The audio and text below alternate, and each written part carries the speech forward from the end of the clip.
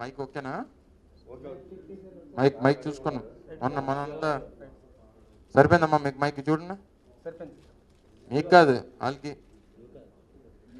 మీకు సౌండ్ వస్తుందా లేదా? అక్కడ వస్తుందమ్మా, వాళ్ళకి రికార్డ్ అవుతుందో లేదు. మన ప్రాబ్లం వచ్చిందన్నారు చూడు. ఓకేనా శంకర్?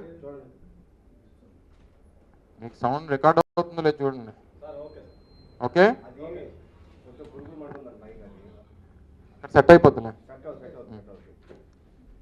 అక్కడ సెట్ చేసుకుంటారు చిన్న చిన్న. చెప్తారు.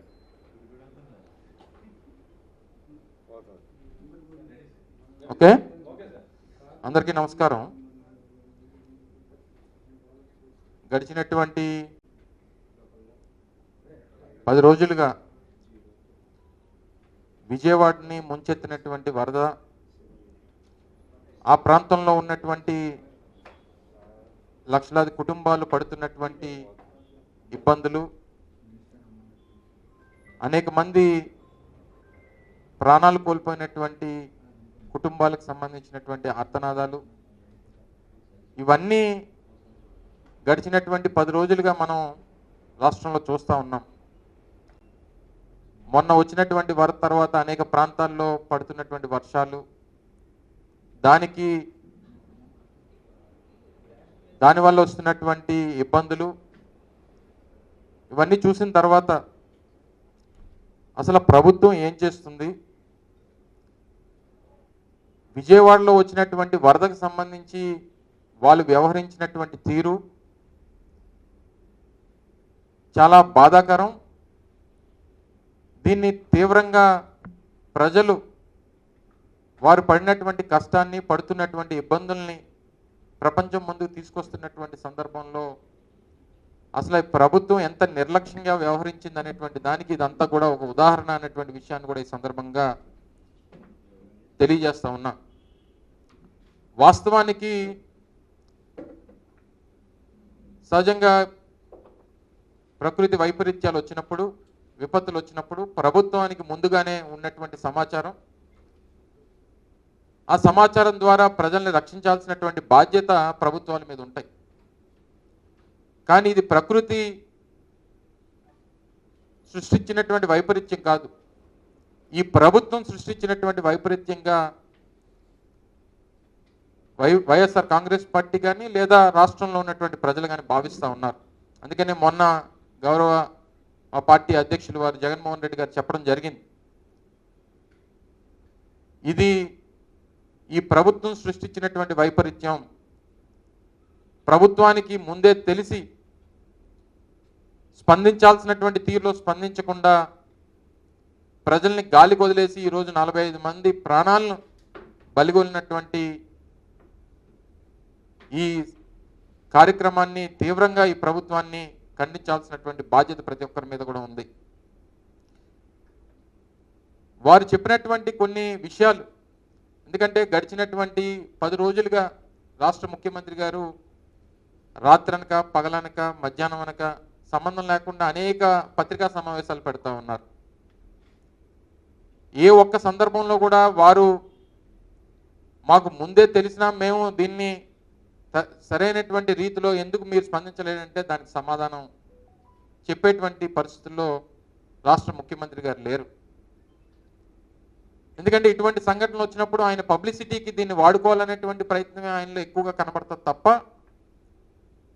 ప్రజలకు ఏదన్నా కష్టం వస్తే ఆ కష్టం నుంచి వారిని ఎలాగా గట్టెక్కించాలనేటువంటి కనీస ఆలోచన చేసేటువంటి స్థితిలో ఈరోజు రాష్ట్ర ముఖ్యమంత్రి గారు లేరు. రోజులు గడుస్తూ ఉన్నటువంటి సందర్భంలో రోజుకు ఒక కొత్త విషయం బయటపడతా ఉంది.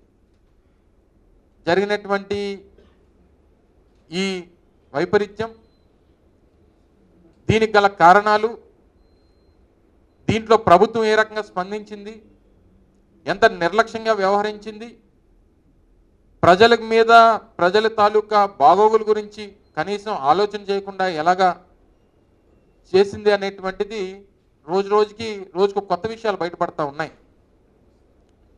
సహజంగా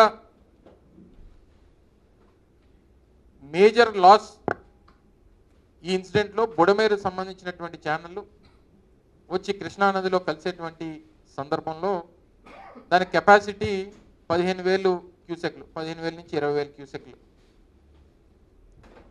దీని నుంచి వరద వస్తుంది, ఇన్ఫ్లో పైనుంచి వస్తూ ఉంది.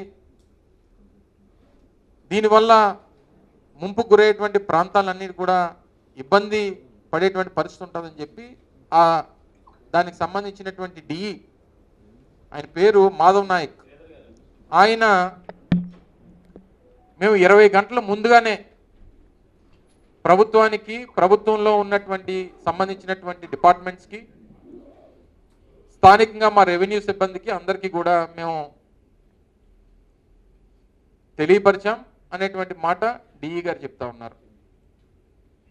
20 గంటల ముందు చెప్పినప్పటికీ మేము స్పందించలేదు అనేటువంటిది మరికొంతమంది అధికారులు చెప్తా ఉన్నారు.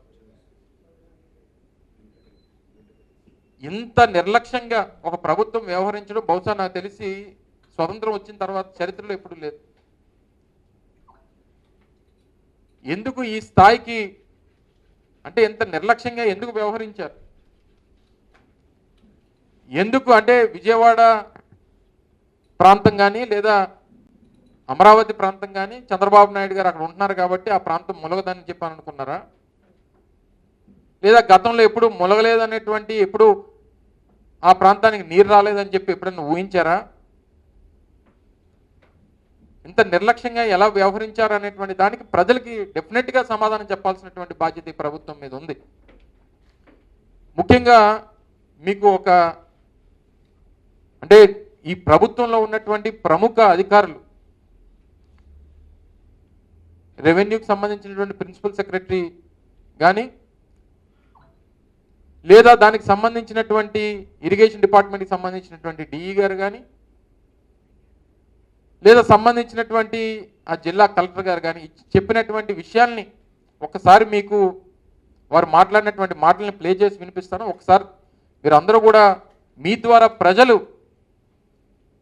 వారు ఏ మాటలు చెప్పారో, వీరు ఏ రకంగా స్పందించారో అనేటువంటి దానికి, ఈ ప్రభుత్వం ఏ రకంగా స్పందించినటువంటి దానికి ఒక ఉదాహరణ తెలుస్తుంది అనేటువంటి ఉద్దేశంతో మీ ముందుకి వారు మాట్లాడినటువంటి మాటలన్నింటినీ కూడా ఒకసారి మీ ముందు ప్లే చేస్తారు. ఒకరోజు ముందు దీంట్లో వస్తుంది అనేది మాకు తెలిసింది. అంటే అప్రమత్తం ఉన్నారు టు సమ్ ఎక్స్టెంట్. వాళ్ళకి మనము కొంతవరకు మన అడ్మినిస్ట్రేషన్కి మాత్రం ఇది అప్రమత్తం చేయడం జరిగింది. కానీ ఇప్పుడు ఇష్యూ ఏమిటంటే మనం ఎంత 2 lakh కంటే ఎక్కువ ఫ్యామిలీస్ కోసం మాట్లాడుతున్నాం. నా అట్ ఎనీ రేట్ ఇవాక్యుయేషన్ చేయాలన్నా, సపోజ్ మనకి ఇది తెలుస్తుంది అయితే ఇప్పుడు మోర్ దెన్ 24 hours బిఫోర్ మనం చెప్పలేం. ఇలాంటి సిచ్యువేషన్లో ఇంత పెద్ద మొత్తంలో ప్రజల్ని తరలించడం ఎంతవరకు పాసిబుల్ అనేది కూడా మనం చూసుకోవాలి. వాటర్ వదిలిన తర్వాత ఇది సిటీలోకి వెళ్తుందన్న తర్వాత మెకానిజాన్ని అలర్ట్ చేశారా సార్? గవర్నమెంట్ చెప్పారా ఈ వాటర్ వస్తుందని చెప్పారు? ఇప్పుడు ఏ టైంలో అలర్ట్ చేశారు సార్? మేము శనివారం మా ఈ గారు, ఎస్సీ గారు, కలెక్టర్కి వాళ్ళకి అందరికి చెప్పాను. నేను కూడా ఎంఆర్ఓ వాళ్ళకి ఫోన్ చేసి చెప్పాను శనివారమే. ఇలా ఏ టైంలో చెప్పంటారు సార్? మేము శనివారం మా వాళ్ళు ముందే చెప్పారంట. మేము శనివారమే మధ్యాహ్నం, మాకు ఇక్కడ శనివారం పొద్దున్న వరకు అసలు ఏం లేవు. మధ్యాహ్నానికి వాళ్ళకి ఇన్ఫర్మేషన్ చేశాం, మేము సాయంత్రం ఆపరేట్ చేస్తాం అండ్ అలర్ట్ చేయండి అని. శనివారం మధ్యాహ్నానికి మీరు ఒక అలర్ట్ అనేటువంటిది ఇక్కడ నుంచి మేము ఆపరేట్ చేస్తాం చెప్పాం. నేను కూడా డైరెక్ట్ గా ఎంఆర్ఓకి అందరు ఫోన్ చేసి చెప్పాను. శనివారం మధ్యాహ్నం తర్వాత మీకు అర్థమైపోయింది ఫ్లడ్ వస్తుంది అనేటువంటిది, వస్తుంది, ఓపెన్ చేయాల్సి వస్తుందని ముందే చెప్పాం. ఇది ఇంత నిర్లక్ష్యంగా ప్రభుత్వం వ్యవహరించింది అనేటువంటి దానికి మీరందరూ కూడా ప్రభుత్వ అధికారులే కదా, వివిధ హోదాల్లో ఉన్నతమైనటువంటి స్థానాల్లో ఉన్నటువంటి ప్రభుత్వ అధికారులు. రెవెన్యూ డిపార్ట్మెంట్కి సంబంధించినటువంటి ప్రిన్సిపల్ సెక్రటరీ వారు చెప్పేటువంటి మాట ఏంటంటే, మాకు ముందుగానే తెలుసు, కానీ 2 లక్షల కుటుంబాలని మేము తరలించడం ఇది సాధ్యమా కాదా అనేటువంటి దాంట్లో అసలు ఇది పాసిబుల్లా కాదా అనేటువంటి ఉద్దేశంతో వదిలేసామని చెప్పి చెప్తున్నటువంటి మాట. ఒకవేళ చెప్తే ఎక్కడ ప్రజలు ప్యానిక్ అయిపోతారని చెప్పి మేము చెప్పలేదని చెప్పి మాట్లాడుతూ ఉన్నారు. ఇది ఎక్కడో పోనీ కొండల మధ్య లేకపోతే సహాయం అందించేటువంటి దానికి అవకాశం లేనటువంటి ప్రాంతాల్లో, లేదా సెల్ ఫోన్లు సిగ్నల్ లేనటువంటి ప్రాంతాల్లో, లేదా మనం వెళ్ళి వాళ్ళని కాపాడి తీసుకొచ్చేటువంటి దానికి అవకాశం లేనటువంటి ప్రాంతాలు అయితే సరే, వారు చెప్పిన దానికి అది సరే సాధ్యపడదేమో, అవకాశం లేదేమో అని చెప్పి చెప్పుకోవడానికి. విజయవాడ నడిబొట్టున జరిగిందండి. విజయవాడ పరిసర ప్రాంతాల్లో నాకు తెలిసి కొన్ని వందల ఫంక్షన్ హాల్స్, కొన్ని వందల కమ్యూనిటీ హాల్స్, అనేక రకాలైనటువంటి కళ్యాణ మండపాలు, హోటల్స్ కొన్ని వందలు ఉన్నాయి. సరే 2 లక్షల మంది కాదు, కొన్ని 1 లక్ష మందిని కాపాడాలి కదా. అంటే ఇలా విపత్తు ఉంది, ఇంత నీరు వస్తుంది, వీళ్ళు మునిగిపోతారని చెప్పి తెలిసినా సరే సరే పోతే అందరినీ పోనేలే అని చెప్పి వదిలేస్తారా? ఆయనేమో మేము ముందు రోజే చెప్పాము వరద వస్తుందని చెప్పి, నీరు వదలాల్సినటువంటి పరిస్థితి వస్తుందని చెప్పి మేము ముందుగానే చెప్పామని చెప్పి సంబంధించినటువంటి డిఈ గారు చెప్తారు. సంబంధించినటువంటి ఎంఆర్ఓలకి అందరికీ కూడా మేము తెలియపరిచామని చెప్పి ఇరిగేషన్ డిఈ చెప్తారు. జిల్లా కలెక్టర్ గారేమో మాకు సంబంధించినటువంటి ఏ రకమైనటువంటి అలర్ట్ మాకు లేదని చెప్పి జిల్లా కలెక్టర్ గారు చెప్తారు. ఏంటిది ఈ కోఆర్డినేషన్ లేకపోవడం ఏంటి? ఇంత పెద్ద ఎత్తున వరద వచ్చి ఇన్ని వేల క్యూసెక్లు నీరు వస్తున్నటువంటి సందర్భంలో